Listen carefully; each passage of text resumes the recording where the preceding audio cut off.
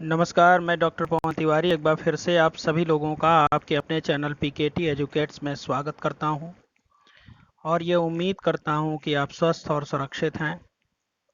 जैसा कि आप सभी लोग जानते हैं कि इस समय हम लोग आधुनिक भारत के इतिहास से संदर्भित महत्वपूर्ण मुद्दों पर चर्चा कर रहे हैं और इसी परिप्रेक्ष्य में आज मैं आपके सामने लेकर हाजिर हूं भारत का मजदूर आंदोलन। इस महत्वपूर्ण टॉपिक के महत्वपूर्ण प्रश्नों पर चर्चा करने से पहले मैं आपसे एक महत्वपूर्ण बात शेयर करना चाहूँगा। जितने भी प्रैक्टिस सेट हम लोग यहाँ पर हल करते हैं, आप पीडीएफ प्रारूप में वो सारी चीज़ें हमारे पब्लिक चैनल पीकेटी एजुकेट से प्राप्त कर सकते हैं। तो इसके लिए आप टेलीग्राम पर हमारे इस पब्लिक चैनल पीकेटी एजुकेट्स के साथ जुड़िए, जिससे कि हमारे चैनल के प्रत्येक अपडेट के साथ बने रहिए और साथ ही साथ वहाँ से पीडीएफ प्रारूप में नोट्स, किताबें और क्वेश्चन पेपर्स को भी समय समय पर हासिल करते रहिए। तो आइए बढ़ते हैं आज के अपने इस प्रैक्टिस सेट के महत्वपूर्ण प्रश्नों की तरफ। उससे पहले एक बात ध्यान रखिएगा, जितने भी प्रश्न आपके सामने आएंगे स्क्रीन पर, प्रत्येक प्रश्न को हल करने के लिए सिर्फ आपके पास 20 सेकंड का वक्त होगा और उसके बाद आपको उसका जवाब मेरी तरफ से दिया जाएगा। तो 20 सेकंड में आपको उन प्रश्नों का जवाब देना है। तो आइए शुरू करते हैं। हमारा पहला प्रश्न है आज का, आपके स्क्रीन पर है इस समय। बम्बई मिल हैंड्स एसोसिएशन की स्थापना किसने की? विकल्प ए है एन.एम. लोखंडी ने, बी है सोराब जी शपूर जी बंगाली ने, सी है शशिपाद बनर्जी ने और डी है गौरी शंकर मिश्र ने। तो इसका आपका सही जवाब क्या होगा? विकल्प ए एन.एम. लोखंडी ने 1890 ईस्वी में बम्बई मिल हैंड्स एसोसिएशन की स्थापना की थी, जिसे आंशिक रूप से भारत का पहला मजदूर संघ भी माना जा सकता है। तो फिलहाल पहले प्रश्न का जवाब आपका विकल्प ए है। आइए बढ़ते हैं अपने दूसरे प्रश्न की तरफ। हमारा दूसरा प्रश्न है, भारत का पहला आधुनिक मजदूर संगठन था।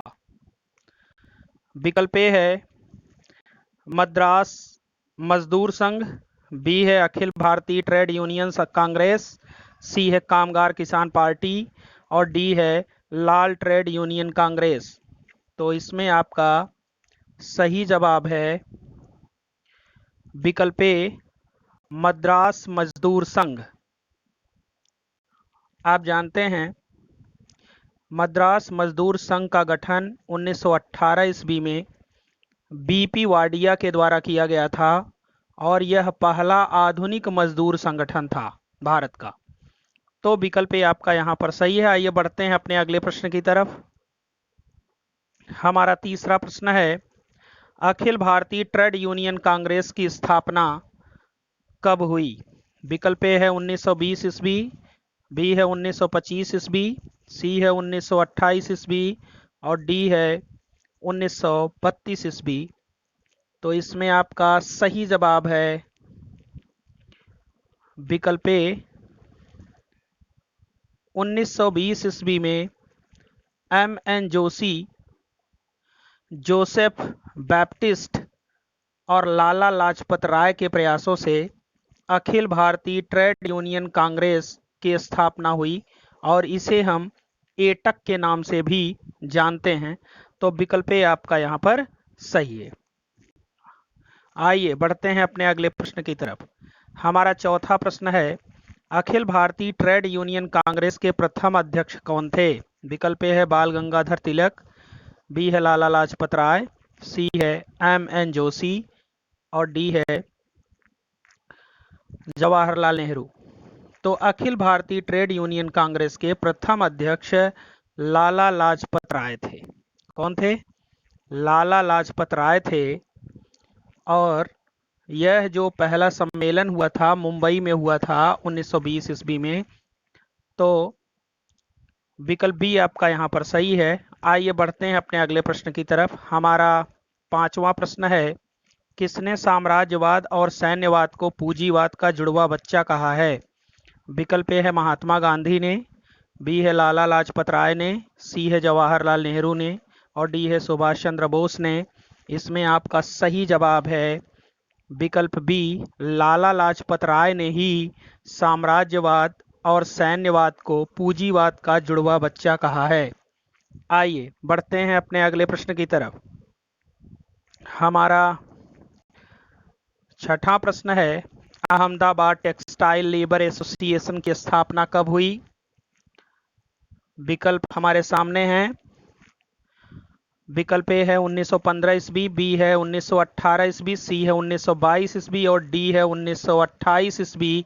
तो इसमें आपका सही जवाब है विकल्प बी, 1918 ईस्वी में गांधी जी ने अहमदाबाद टेक्सटाइल लेबर एसोसिएशन की स्थापना की थी और इसी संगठन द्वारा गांधी जी ने मजदूरों के लिए मध्यस्थता करने तथा अपने प्रसिद्ध ट्रस्टीशिप दर्शन का उल्लेख किया था। तो विकल्प बी आपका यहां पर सही है। आइए बढ़ते हैं अपने सातवें प्रश्न की तरफ। हमारा सातवां प्रश्न है, अहमदाबाद टेक्सटाइल लेबर एसोसिएशन की स्थापना किसने की? विकल्प ए है वल्लभ भाई पटेल ने, बी है सी एफ एंड्रूज ने, सी है महात्मा गांधी ने और डी है दामोदर राव ने। तो चूंकि अभी अभी ऊपर के प्रश्न पर चर्चा करते समय हम लोगों ने इस पर भी चर्चा किया था, अहमदाबाद टेक्सटाइल लेबर एसोसिएशन की स्थापना किसने की थी? विकल्प सी आपका यहां पर सही है, महात्मा गांधी ने।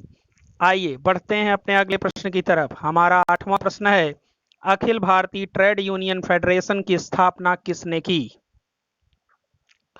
बहुत ही महत्वपूर्ण प्रश्न है। Akhil Bharatiya trade union federation की स्थापना किसने की? यहां पर विकल्प दिया गया है, एन एम जोशी ने, बी है सी आर दास ने, सी है मुजफ्फर अहमद ने और डी है लाला लाजपत राय ने। तो इसमें आपका सही जवाब क्या होगा? विकल्प ए, एन एम जोशी। तो जानते हैं वामपंथी विचारधारा के कारण 1926-27 में एटक का विभाजन हो गया था।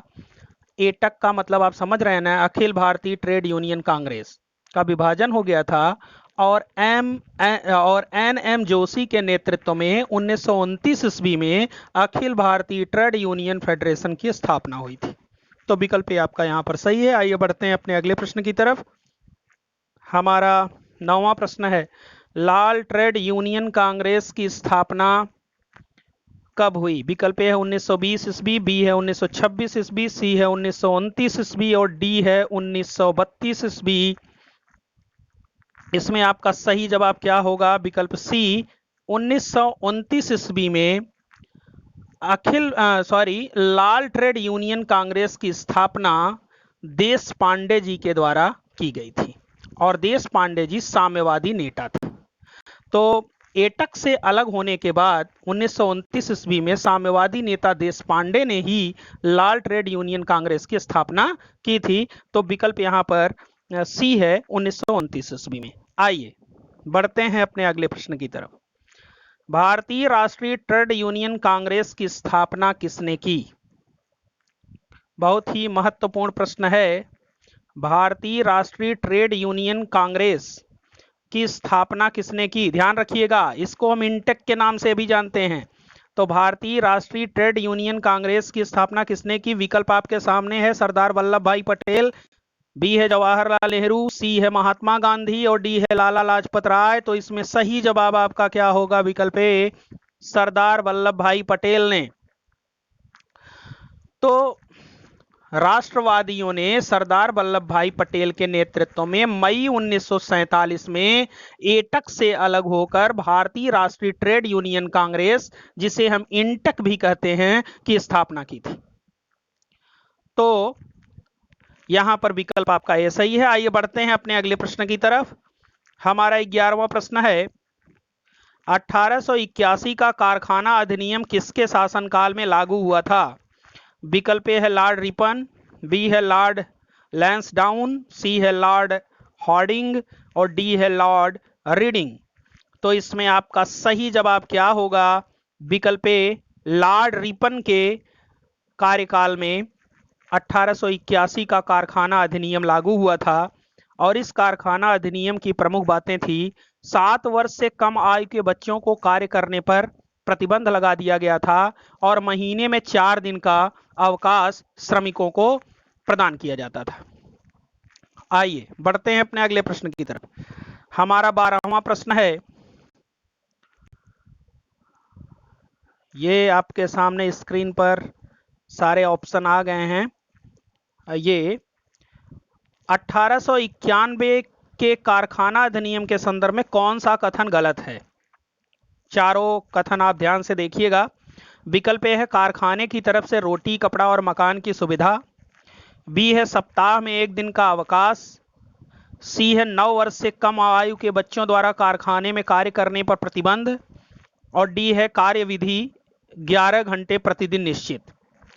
1891 का जो कारखाना अधिनियम था ये लॉर्ड लैंसडाउन के शासनकाल में लागू हुआ था और इसकी जो प्रमुख बातें थी वो ये थी कि सप्ताह में 1 दिन का अवकाश होगा, 9 वर्ष से कम आयु के बच्चों द्वारा कारखाना में कार्य करने पर प्रतिबंध लगा दिया गया था और कार्यविधि 11 घंटे प्रतिदिन निश्चित कर दी गई थी। लेकिन कारखाना अधिनियम में 1891 के रोटी, कपड़ा और मकान की सुविधा की कोई बात नहीं की गई थी, इसलिए विकल्प ए आपका यहां पर गलत है। यह कथन यहां पर गलत है। बाकी तीनों जो है 1891 के कारखाना अधिनियम के प्रमुख अंग थे। आइए बढ़ते हैं अपने अगले प्रश्न की तरफ। हमारा 13वां प्रश्न है, 1911 का कारखाना अधिनियम किसके शासनकाल में लागू हुआ? विकल्प ए है लॉर्ड रिपन, बी है लॉर्ड हार्डिंग, सी है लॉर्ड विलिंगटन और डी है लॉर्ड वेवेल। तो 1911 का जो कारखाना अधिनियम था वह लॉर्ड हार्डिंग के शासनकाल में लागू हुआ था और 1911 के कारखाना अधिनियम की सबसे प्रमुख बात यह थी कि पुरुषों के लिए कार्यावधि 12 घंटे निश्चित कर दी गई थी। आइए बढ़ते हैं अपने अगले प्रश्न की तरफ। हमारा अगला प्रश्न है जो इस क्रम में 14वां क्वेश्चन है, लॉर्ड रीडिंग के शासनकाल में निम्नलिखित में से कौन सा कारखाना अधिनियम लागू हुआ था?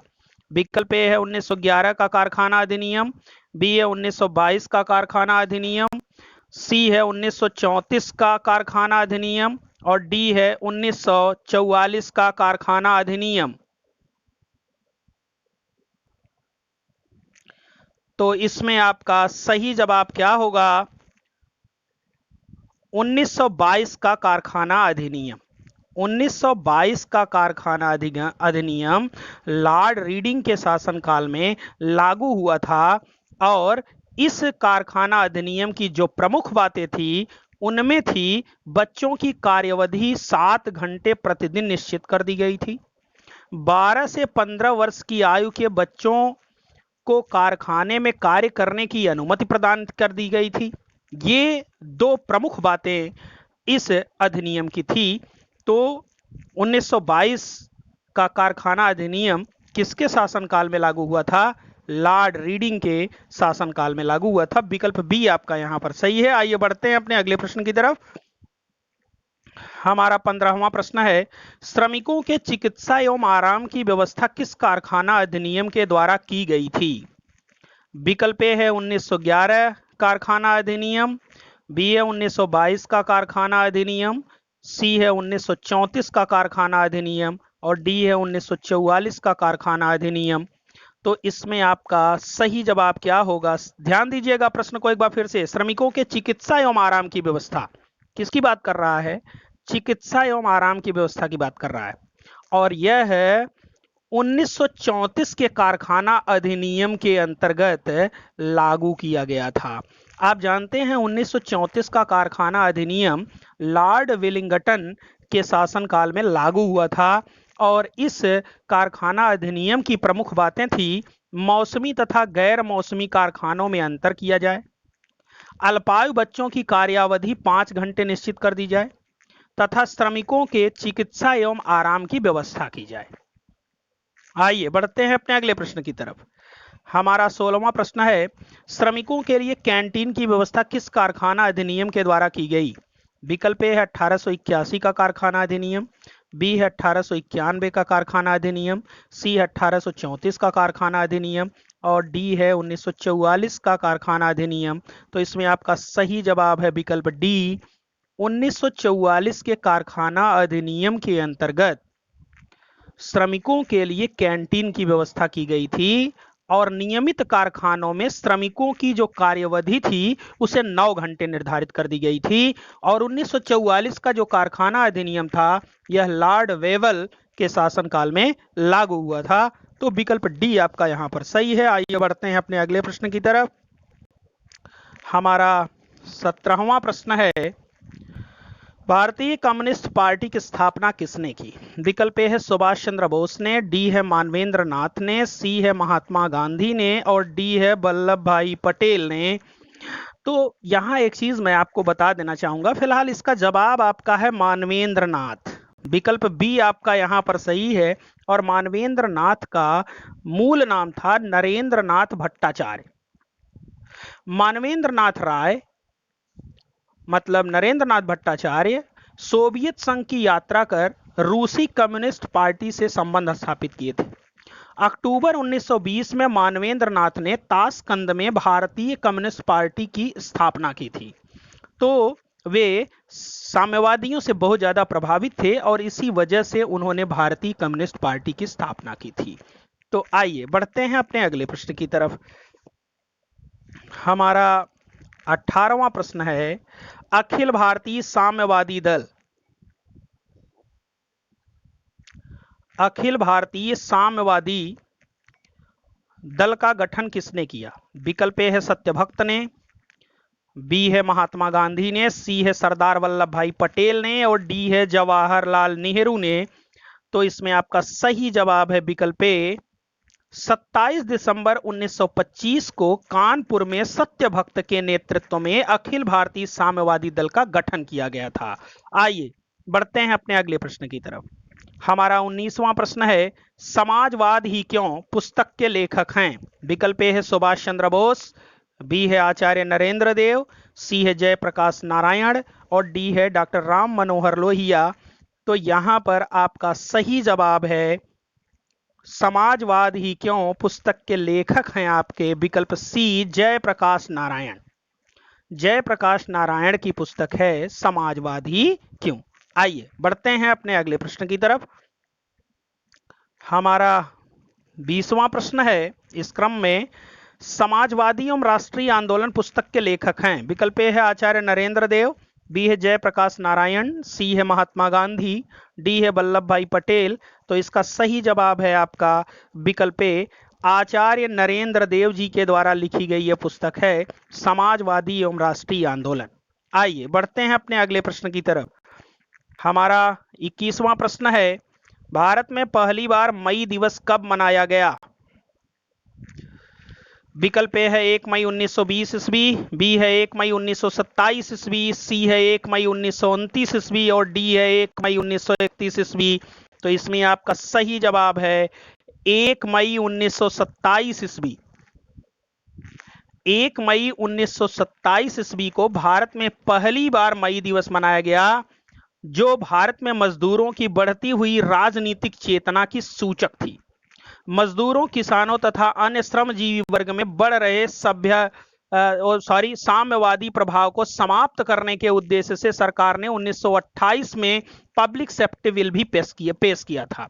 पब्लिक सेफ्टी बिल के कानून बनने पर 1929 में लगभग 31 साम्यवादी नेताओं को गिरफ्तार करके सरकार ने उन पर मेरठ षड्यंत्र केस के अंतर्गत मुकदमा चलाया था। तो 1929 में मेरठ षड्यंत्र केस के अंतर्गत जिन पर मुकदमा चलाया गया था उनमें तीन ब्रिटिश नागरिक भी थे, जिनमें फिलिप स्प्रेट, बेन ब्रैडले और लेस्टर हचिंसन भी शामिल थे। तो मेरठ षड्यंत्र केस में फंसे अभियुक्तों को बचाने के लिए राष्ट्रवादी नेता जवाहरलाल नेहरू, M.A. अंसारी, कैलाश नाथ काटजू, M.C. छागला, इन सब लोगों ने जबरदस्त पैरवी की। तो फिलहाल यहां पर आपका सही जवाब क्या होगा? 1 मई 1927 ईस्वी। आइए बढ़ते हैं अपने अगले प्रश्न की तरफ। हमारा 22वां प्रश्न है, लीग ऑफ रेडिकल कांग्रेसमैन की स्थापना किसने की? विकल्प ए है मानवेंद्र नाथ ने, बी है जवाहरलाल नेहरू ने, सी है कैलाश नाथ काटजू ने और डी है सौमेंद्र नाथ टैगोर ने। तो इसमें आपका सही जवाब है विकल्प ए, मानवेंद्र नाथ ने 1937 ईस्वी में लीग ऑफ रेडिकल कांग्रेसमैन की स्थापना की थी। आइए बढ़ते हैं अपने अगले प्रश्न की तरफ।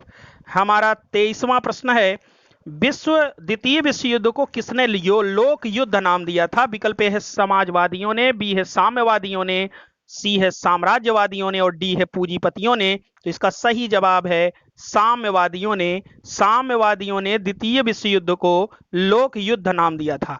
आइए बढ़ते हैं अपने अगले प्रश्न की तरफ। हमारा 24वां प्रश्न है, गांधी इरविन समझौते को किसने राष्ट्रवाद के साथ कांग्रेसी विश्वासघात की संज्ञा दी थी?